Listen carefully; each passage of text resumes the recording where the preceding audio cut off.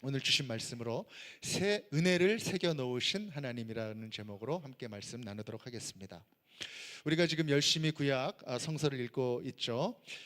많은 인물들이 나오고 있는데 한 사람 한 사람 생각해 볼 때 조금씩 다 아쉬움이 있는 그런 사람들입니다.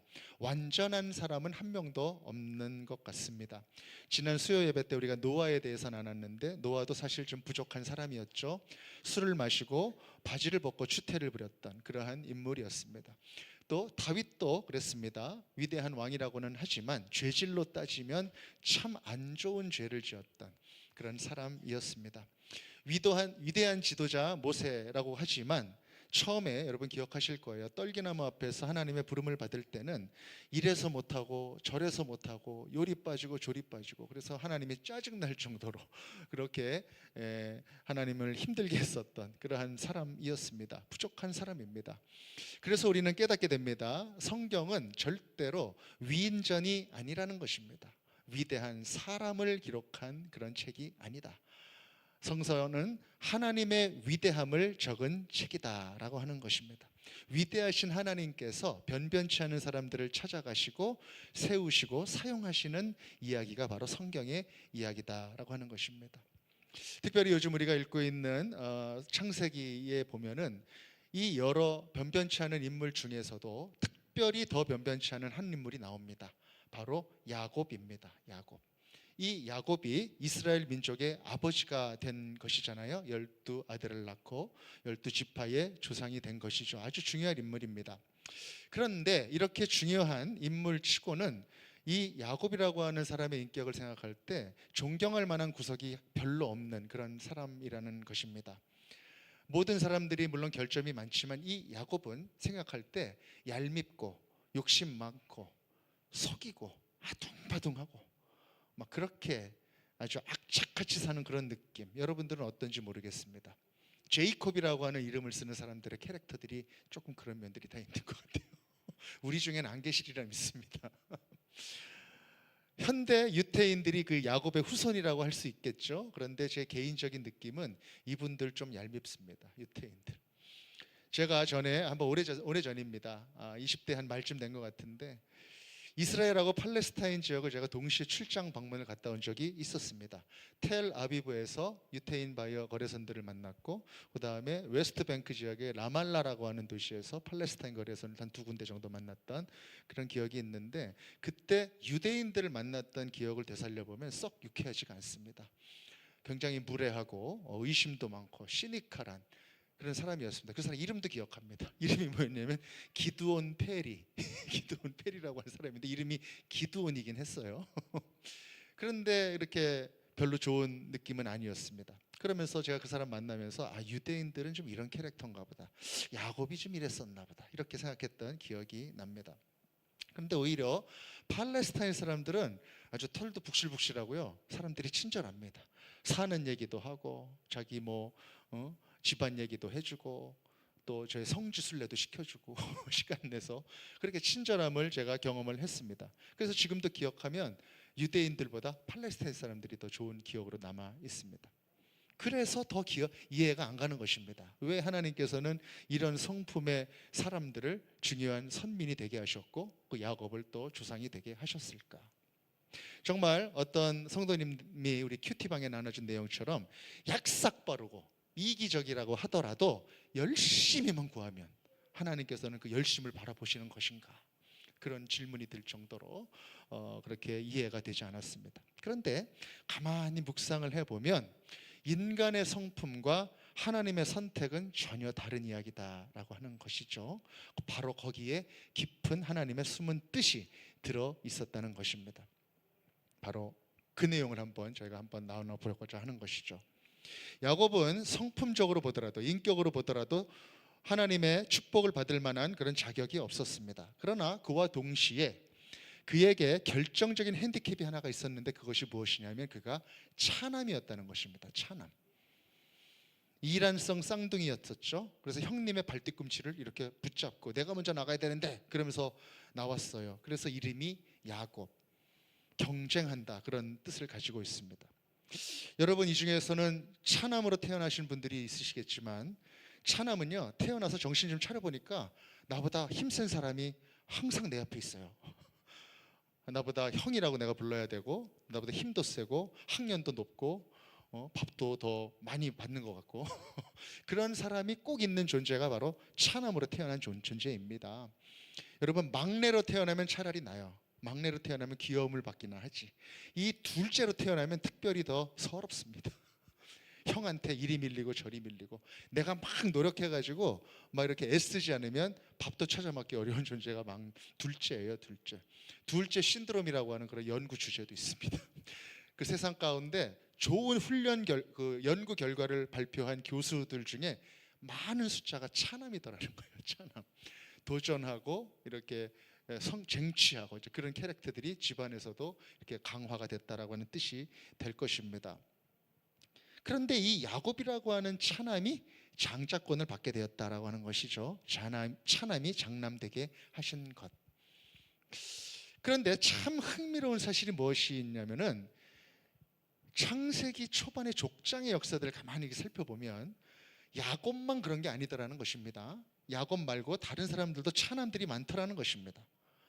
여러분, 아브라함이 차남이었을까요? 장남이었을까요? 성경에 분명하게 나오지는 않는데, 그 하란이라고 하는 형제의 조카가 이제 롯이라고 하는 조카거든요. 근데 롯이 굉장히 장성이 있습니다. 그런 것을 보았을 때 먼저 죽어서 같이 나오지 못했던 이 하란이라고 하는 그 형제가 형님이었을 가능성이 많다라는 것이죠. 그래서 그 패밀리에서 차남이었을 또는 셋째였을 가능성이 많다라는 것입니다. 그리고 아브라함의 아들이었던 이삭, 여러분 아시죠? 이삭은 장남일까요? 차남일까요? 차남이죠. 그럼 장남은 누구일까요? 이스마엘이 장남입니다. 이스마엘이. 세상 사람들이 볼 때는 그 집의 장남은 이스마엘이에요. 언약의 자손은 이삭이지만, 그래서 이삭이 죽었을 때 이 이스마엘과 이삭이 같이 장사를 지냅니다. 차남이었습니다. 그런데 또 이 이삭의 아들 야곱은 당연히 차남이었죠. 우리가 오늘 나누듯이. 그런데 그 야곱의 아들들은 어떻습니까? 야곱의 아들들. 장남 이름 여러분 기억하시죠? 장남 르우벤이라고 하는 장남이 있었는데, 이 르우벤이 장남이긴 장남인데 장남답지 못한 장남이어가지고 지난주 금요일 새벽기도 시간에 저희가 나눴던 유다가 장남 역할을 하게 됩니다. 그런데 또 성경에 보면 역대상 5장 1절에서 2절까지 보면은요, 2절에 특히 이렇게 기록이 되어 있는데 한번 볼까요?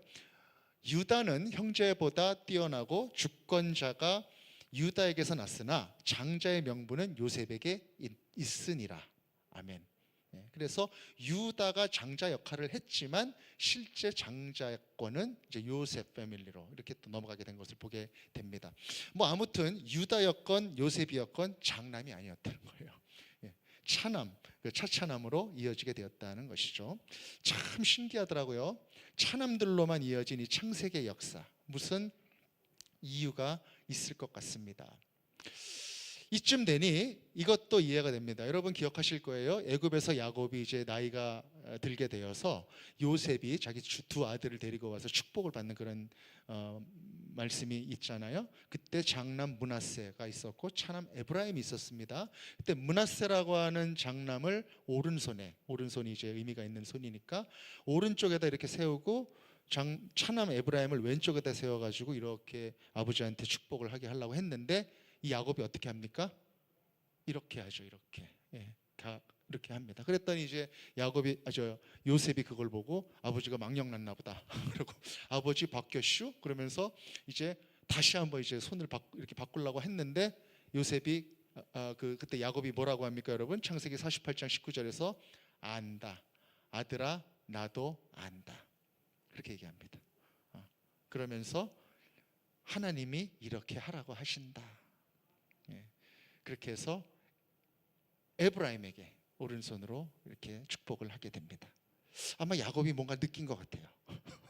자기 조상들의 그런 그 삶과 또 자기에게 주셨던 축복을 가만히 묵상할 때 하나님의 뜻이 여기 있는 것 같다. 그렇게 하나님께 음성을 들었던 것 같습니다. 그 이후로도 400년 이후에 이제 이스라엘을 인도한 모세도 차남이죠. 장남은 누굽니까? 아론입니다. 아론. 그리고 그 이후에 위대한 왕 다윗도 차차차차차차차 차남이죠. 여덟 번째. 예, 다 장남이 아니라 차남들이 있더라는 거예요. 여러분, 지금이나 그때나 장자권이 중요합니다. 먼저 태어난 그러한 상황 속에서 왜 하나님께서는 초기 이스라엘의 역사 가운데 이렇게 차남의 역사를 심으셨을까? 그것도 성격도 본받을 만하지 않은 이 야곱이라고 하는 인물에게 왜 이스라엘이 되게 하셨을까? 바로 거기에 하나님의 깊은 뜻이 있다는 것입니다. 그 과정 속에 보석과 같이 빛나는 하나님의 뜻을 심으셨다. 그것이 바로 은혜입니다. 은혜. 우리 다 같이 한번 따라해 볼까요? 은혜. 이거 꼭 기억하셔야 돼요. 은혜. 일부에서도 했어요. 은혜. 차남이라 축복을 못 받는 위치인데 장남의 축복을 받게 한 것, 깊은 영적인 의미가 있는 것입니다. 은혜입니다. 이스라엘 백성들은 그렇게 생각하기 쉬웠어요. 너는 장남이니까 당연히 누릴 수 있는 축복을 받는 것이다. 그런데 그게 아니라 너는 차남인데 그럼에도 불구하고 장남의 축복을 받은 것이다. 그렇게 가르치시기 위해서 하나님께서는 은혜를 심으셨다. 그래서 이 택한 민족의 처음에 아무도 빼갈 수 없도록 그 역사 가운데 확실하게 이 은혜의 증거를 심어주셨다는 것입니다. 그러니 너희들은 자랑할 필요가 없다. 너희들은 우쭐댈 필요도 없다. 그냥 나의 은혜를 기억하고 감사하고 그 기억과 감사의 능력으로 살아가면 된다. 그렇게 지금 하나님께서는 말씀하고 계신다는 것입니다. 하나님은 이제 태어날 모든 이스라엘 자손들에게 이것을 가르치고 싶으셨던 것입니다. 태어나자마자 조상들의 역사를 배울 때, 우리는 차남의 할아버지로부터 조상으로부터 이어받은 사람들이로구나. 이렇게 은혜를 배우면서 살아가기 위해서 그랬던 것이죠. 여러분 생각해 보십시오. 왜 이렇게 하셨을까? 왜냐하면 하나님과의 관계에서 이 은혜를 간직하는 것이 너무너무나 결정적으로 중요하기 때문에 그렇다는 것입니다. 여러분, 하나님을 우리가 기억하지만 하나님을 생각하고 기억할 때 은혜가 생각나지 않는다면, 감사가 떠오르지 않는다면 우리는 하나님과의 올바른 관계를 갖고 있다라고 볼 수 없는 것입니다. 우리가 하나님을 기억할 때 감사하다. 나를 구원해 주셨구나. 내가 은혜를 받았구나. 내가 지금 피곤하고 고통 가운데 있지만 하나님의 은혜가 나에게 있구나. 이렇게 우리가 은혜를 기억할 수 있을 때에 우리는 하나님으로부터 하나님과 올바른 관계를 맺을 수 있다는 것입니다. 사랑하는 여러분, 지금 이 자리에서 함께 예배드리는 여러분들은 어떻습니까? 지금 마음속에 장남의 마음이 있습니까? 아니면 차남의 마음이 있습니까? 차남의 마음은요, 주님 감사해요. 이렇게 생각이 드는 게, 고백이 나오는 게 차남의 마음이고, 장남의 마음은 뭐냐면은 아이고 섭섭하다. 내가 그래도 이렇게 섬겼는데, 이 정도 내가 헌신했는데, 내가 이런 대접은 받아야 되는데 왜 나는 이렇게 대접을 못 받지? 이렇게 마음이 들면 장남의 마음으로 있는 것입니다. 이 자리에 계신 여러분들은 장남의 마음으로 있으십니까? 차남의 마음으로 있으십니까? 차남의 마음으로 있으시기를 간절히 바라는 것입니다. 이스라엘이 근데 장남의 마음으로 살았던 것입니다. 나는 선택받았기 때문에 구원받을 거야. 나는 어떻게 살아도 하나님께 칭찬을 듣게 될 거야. 당연히 구원받게 될 거야. 그러나 차남의 마음은 그것이 아닙니다. 저 축복이 나의 것이 아니라는 것을 알아요. 그래서 언감생심, 생각도 못하고 있었는데 하나님께서 장자권을 나에게 주셔서 그렇게 축복을 해주셨을 때 너무 감사하다. 진짜 눈물이 뚝뚝뚝뚝. 그 마음이 바로 차남의 마음인 것입니다. 사랑하는 여러분, 성경은요 구약뿐만 아니라 신약도 이 차남에게 주신 은혜를 가르치고 있습니다. 사도 바울을 통해서 주셨던 로마서 말씀 9장 10절에서 13절 함께 한 목소리로 읽겠습니다. 시작. 그뿐 아니라 또한 리브가가 우리 조상 이삭 한 사람으로 말미암아 임신하였는데 그 자식들이 아직 나지도 아니하고 무슨 선이나 악을 행하지 아니한 때에 택하심을 따라 되는 하나님의 뜻이 행위로 말미암지 않고 오직 부르시는 이로 말미암아 서게 하려 하사 리브가에게 이르시되 큰 자가 어린 자를 섬기리라 하셨나니 기록된 바 내가 야곱은 사랑하고 에서는 미워하였다 하심과 같으니라. 아멘. 11절 아직 나지도 아니한 때에 무슨 선이나 악을 행해서 평가를 받을 수 없는 그때에 이미 택하심을 따라 오직 부르시는 이로 말미암아 서게 하려 하셨다. 그 사람의 공로가 이유가 된 게 아니라 일방적인 선택과 은혜가 부어졌다라고 하는 것입니다. 이걸 보여주시기 위해서 야곱을 사랑하고 에서를 미워한다. 이건 감정이나 어떤 미움의 언어가 아니라 구속사의 은혜를 드러낸 그런 하나님의 언어이죠. 그리고 또 이어지는 로마서 9장 14절에서 16절 제가 읽어볼게요. 그런즉 우리가 무슨 말을 하리요? 하나님께 불의가 있느냐? 그럴 수 없느니라. 모세에게 이르시되 내가 긍휼히 여길 자를 긍휼히 여기고 불쌍히 여길 자를 불쌍히 여기리라 하셨으니 그런즉 원하는 자로 말미암음도 아니요 다른 박질하는 자로 말미암음도 아니요 오직 긍휼히 여기시는 하나님으로 말미암음이니라. 아멘. 원한다고 되는 것도 아니고 다른 박질 열심히 한다고 되는 것도 아니고 오직 긍휼히 여기시는 하나님의 은혜로 부어진 축복과 선물, 그것이라는 것입니다. 그것이 사도 바울이 구약을 열심히 읽고 묵상하고 가르쳤던 그 말씀인 것이죠. 그러나 은혜를 잃어버렸던 이스라엘은 그렇게 질문하였습니다. 하나님이 어떻게 우리를 사랑하였습니까? 그렇게 반문하였습니다. 그때 하나님께서 말라기 선지자를 통해서 말씀하십니다. 이때 말라기 선지자를 통해서 하신 말씀 가운데 또 야곱과 에서를 하나님께서 인용하세요. 그때 심어주셨던 하나님의 마음이 있는 것입니다. 우리 말라기 1장 2절에서 4장 4절 상반절까지 한 목소리로 읽겠습니다. 시작. 여호와께서 이르시되 내가 너희를 사랑하였노라 하나 너희는 이르기를 주께서 어떻게 우리를 사랑하셨나이까 하는도다.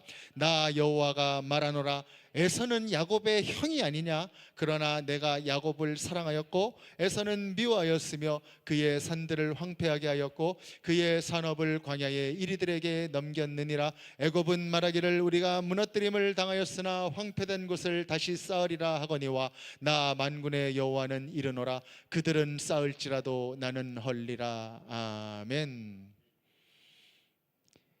하나님이 야곱인 너희들을 사랑하셨다는 것입니다. 이 너희 영원한 차남들아, 미자격자들아, 자격이 안 되는 너희들아, 내가 너희를 사랑하지 않았느냐? 에서는 야곱의 형이 아니냐? 근데 내가 야곱을 사랑한 것이 아니냐?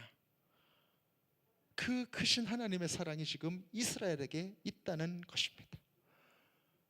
사랑하는 여러분, 얼마나 큰 하나님의 은혜입니까?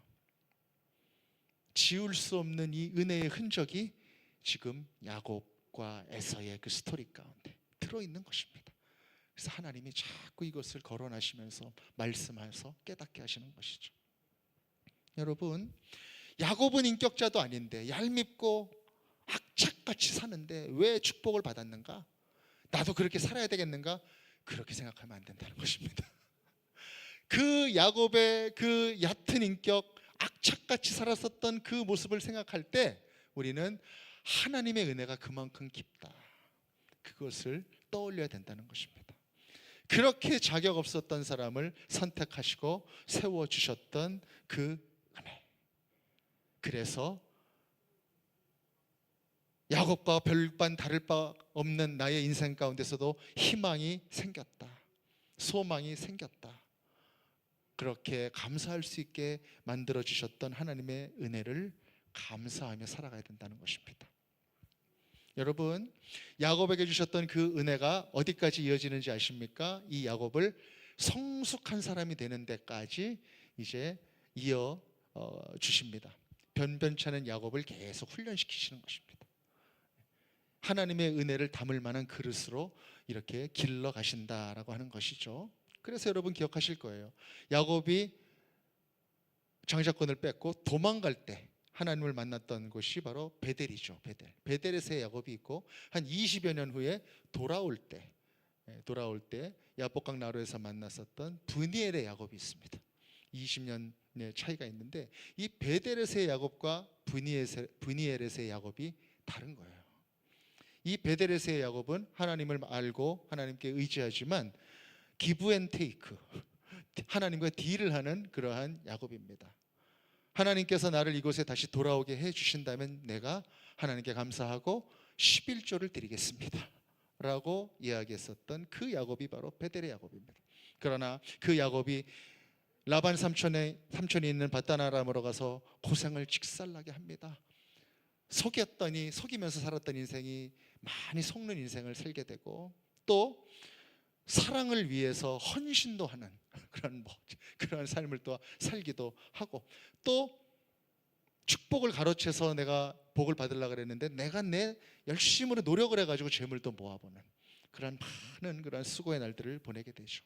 그래서 돌아오는 그 브니엘에서의 야곱은 바뀌어 있는 것입니다. 재산을 두 팀으로 나눠가지고 먼저 다 보내고 혼자 남은 그 외로운 고독의 자리에서 하나님을 꼭 붙드는 것입니다. 하나님, 저는 지금 아무것도 없습니다. 하나님이 나와 함께 해주시지 않으면 안 됩니다. 하나님, 저를 축복해 주셔야 됩니다. 하나님만 꼭 붙든 것입니다. 그것이 바로 브니엘에서의 야곱입니다. 베델의 야곱은 하나님을 이용하려 했었던 야곱이고, 브니엘에서의 야곱은 정말 하나님만 붙잡고 매달린 야곱입니다. 그래서 하나님께서 아직까지도 불완전하지만 그래도 어여쁘게 봐주셔서, 환도뼈는 뭐 이렇게 치셨을까요? 치셔가지고 부러뜨리셨지만 그래도 저어주시잖아요. 그리고 이름도 이스라엘로 바꿔주셨습니다. 그것이 바로 하나님이 주셨던 은혜입니다. 그뿐만이 아닙니다. 야곱은 그 이후로도 계속 길러져 갑니다. 아직 고쳐야 될 것이 많아서 그래요.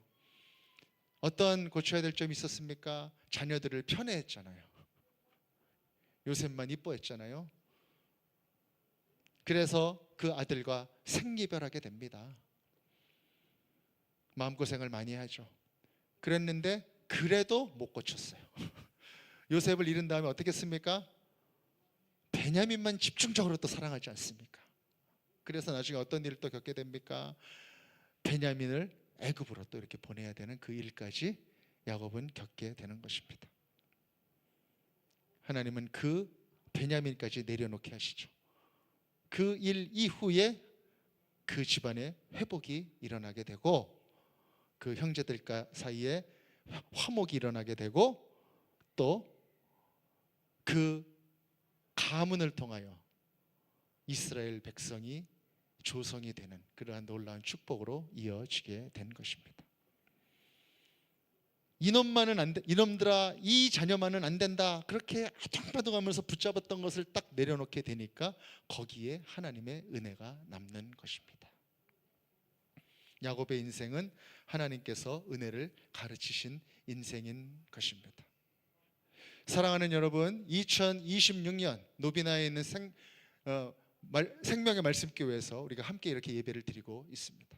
여러분들은 어떠한 인생을 사시겠습니까?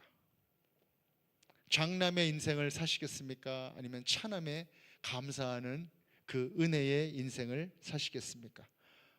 한번 돌아보시기 바랍니다. 나의 마음속에 있는 것은 섭섭함인가? 아니면 감사인가? 하나님의 은혜가 느껴지는 그 순간 우리는 힘이 나는 것입니다. 그 은혜가 느껴질 때, 감사가 일어날 때 진실된 예배가 시작이 되는 것입니다.